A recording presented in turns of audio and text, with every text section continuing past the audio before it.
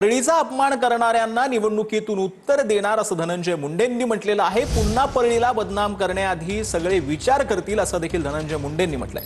लोक नाव ठेवतात पण आमचा बीड जिल्हा फार छान आहे असं पंकजा मुंडेंनी म्हटलंय। बीडला बदनाम करण्याचं कारस्थान मोडीत काढलं असं देखील पंकजा मुंडेंनी म्हटलंय। विधानसभा होने के बाद से लेकर जिस तरीके से अपने शहर को परली को बदनाम करने की कोशिश की है और मैंने खाई, ठीक है, मैं समझ सकता हूं।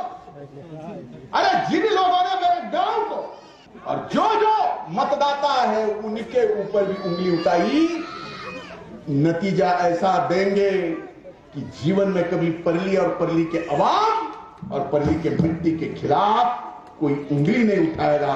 एक बार या परळीचं नाव, या बीड जिल्ह्याचं नाव मी नेहमी मांडले। मी काळा कोट घातला नसला तरी मी बीड जिल्ह्याची वकिली नेहमी केली। तुम्ही माझे सगळे इंटरव्ह्यू बघा, लोक म्हणजे बीड जिल्हा अमुक आहे, बीड जिल्हा तमुक आहे, बीड जिल्हा बदनाम आहे।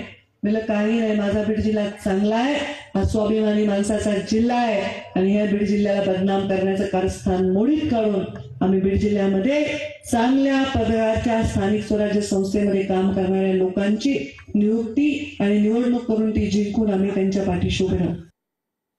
तर शहांच्या भेटीसाठी अंजली दमानिया सध्या दिल्लीमध्ये दाखल झालेले आहेत। शहांकडे अजित पवारांच्या राजीनाम्याची मागणी करणार असल्याचं दमानिया यांनी सांगितलं।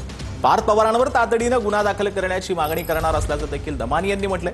खारगे समिती बरखास्त करण्याची ही मागणी करणार असल्याचं दमानिया यांनी म्हटलं। अमित शहांकडे 3 मागण्या आहेत मुळात। पहिली म्हणजे अजित पवारांचा राजीनामा घेणं या 2 पदांवरनं, फायनान्स मिनिस्टर म्हणून म्हणत नाहीये मी, पालकमंत्री आणि उपमुख्यमंत्री पदाचा राजीनामा। दुसरं म्हणजे पार्थ पवारवर तात्काळ FIR आणि तिसरं म्हणजे या समितीचं पुनर्गठन करून त्याच्यात एक IPS अधिकारी, एक पहिलं तर रिटायर्ड जज च्या हेडिंग खाली ही कमिटी झाली पाहिजे, त्यात एक IPS अधिकारी आणि तिसरं म्हणजे त्याच्यात हे आत्ताचे जे खारगे आहेत ACS ते देखील त्या समितीत असले तरी चालेल, अशा 3 जणांची समिती बनावी। 30 दिवसाच्या आत, त्याला 1 दिवस वाढीव नाही मिळाला पाहिजे, 30 दिवसाच्या आत हे सगळं।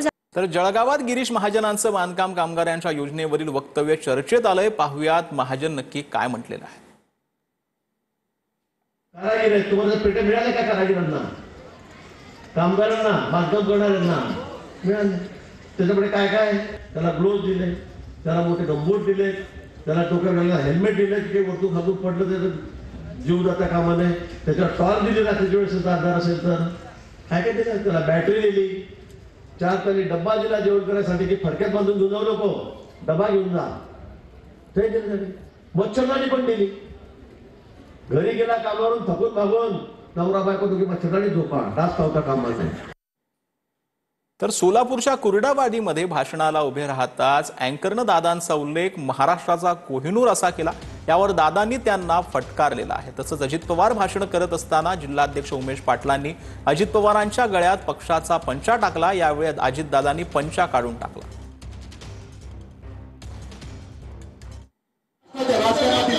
असे महाराष्ट्राचे उपमुख्यमंत्री तथा अर्थमंत्री माननीय नामदार अजितदादा पवार यांचं आगमन व्यासपीठावरती होत आहे। आपण हाडमासाची माणसं कुठला कोहिनूर काढताय?